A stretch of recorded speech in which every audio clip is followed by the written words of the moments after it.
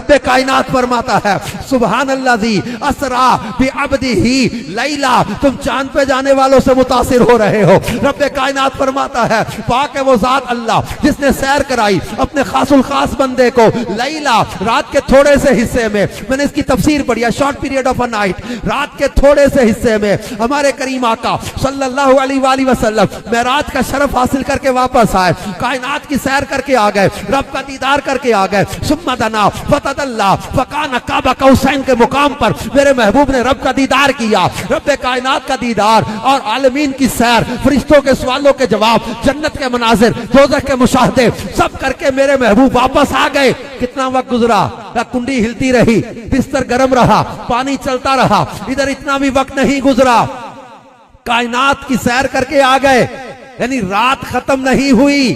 کائنات ختم ہو گئی، تم چاند پہ جانے والوں سے متاثر ہے اور کہتے جناب 21ویں صدی آ گئی، مریخ پہ چلے جائیں گے، ابھی تک تو جا نہیں سکے، مریخ تو یہ 7 والا سیارہ ہے، کہاں تک جاؤ گے؟ ایک مقام پہ آ کے سیٹلائٹس رک جائیں گی، ایک مقام پہ آ کے سیارے رک جائیں گے، ایک مقام پہ آ کے ہماری سائنس اینڈ ٹیکنالوجی جواب دے دے گی، لیکن رب فرماتا ہے سبحان الذی اسرا بعبدہ لیلا، رات ختم نہیں ہوئی، کائنات ختم ہو گئی۔ جس نبی کی سیر کا یہ عالم ہے ان کی ذات کا عالم کیا ہوگا؟ ہم نے ٹھوکر نہیں کھائی کہ پڑے ہیں در پر، ہم نے دنیا اسی در کے لیے ٹھکرائی ہے، ہم اس نبی کی امتی ہیں جو حضرت مولا علی شیر خدا کی دکھتی آنکھوں پر لعاب دہن لگائے، خیبر کے روز ان کو شفا دے دے، ہم اس نبی کی امتی ہیں جو حضرت محمد بن حاتب کے جلے ہوئے ہاتھ پر لعاب دہن لگائیں، شفا عطا کر دے، جلنے کا نشان بھی ختم کر دے، ہم اس نبی کی امتی ہیں جو حضرت عتبہ کے آبلے دار جسم پر لعاب دہن لگائے،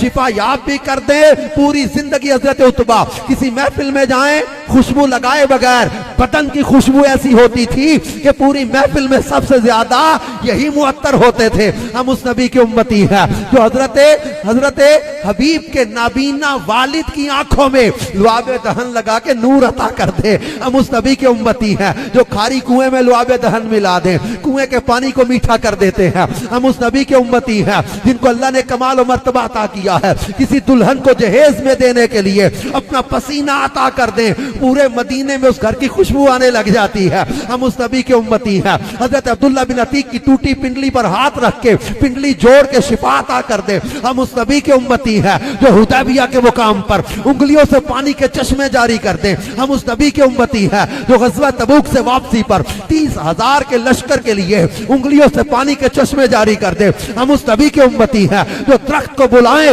تو درخت چل کے کلمہ پڑھے، ہم اس نبی کی امتی ہیں جو کھجوروں کے گچھے کو بلائیں گچھا اتر کے کلمہ پڑھ کے اپنی جگہ پہ جا کے لگ جائے، ہم اس نبی کی امتی ہیں جو ڈوبے سورج کو پلٹا دے، جو پتھر کو پانی پہ چلا کے کلمہ پڑھا دے، ہم اس نبی کی امتی ہیں جو اندھیرے کمرے میں جائیں تو کمرے چمکنے لگے، گمشدہ سوئی بھی نظر آنے لگ جائے، ہم اس نبی کی امتی ہیں جو کسی کے سینے پر ہاتھ مار کے وہ برکتیں عطا کر دے، ہم اس نبی کی امتی ہیں جو شدت کی دھوپ میں ہاتھ اٹھا دے تو بادل آ کے برسنے لگ جائے، اگلے جمعہ کو انہی برستے بادلوں کو انگلی کے اشارے پہ چلا دے، ہم اس نبی کی امتی ہیں جو احد پہاڑ کے زلزلے کو ٹھوکر مار کے روک دے، ہم اس نبی کی امتی ہیں جن کو رب نے انبیاء کا امام بنایا، جنہیں معراج کا شرف عطا کیا، جنہیں قرآن کا معجزہ عطا کیا، جنہیں حسن کل عطا کیا، جنہیں مختار کل بنا دیا، جنہیں قاسم نعمت بنا دیا، اللہ نے اپنے محبوب کو خدائی کا مالک بنا دیا،